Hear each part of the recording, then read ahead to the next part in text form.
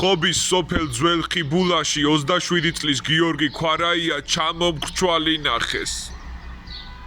ახალგაზრდა საკუთარ სახლში იპოვეს გარდაცვლილი, დიდი ალბათობით მან სიცოცხლე თვითმკვლელობით დაასრულა.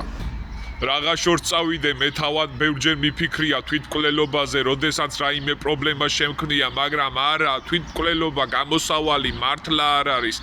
მართლა ძალიან ბევრჯერ მიფიქრია ამაზე და საბოლოო დასკვნა მივიღე. მართლა ძალიან რთულია, როდესაც ოთახში ჩაკეტილი ზიხარ და არ იცი რა გზას დაადგე. სად წახვიდე, რა გააკეთო, ვის ესაუბრო?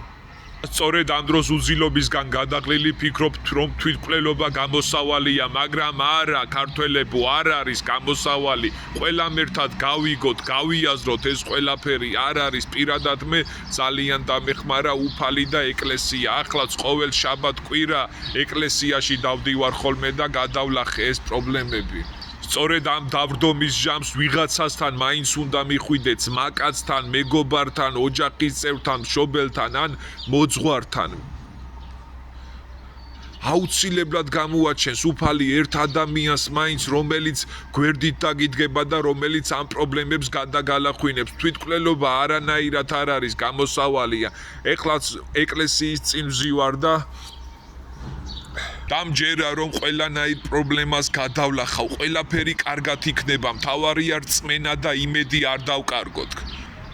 ხსოვნა იყოს გარდაცვლილ გიორგი ქვარაიას, უმსამძიმრებ გარდაცვლილის ოჯახს.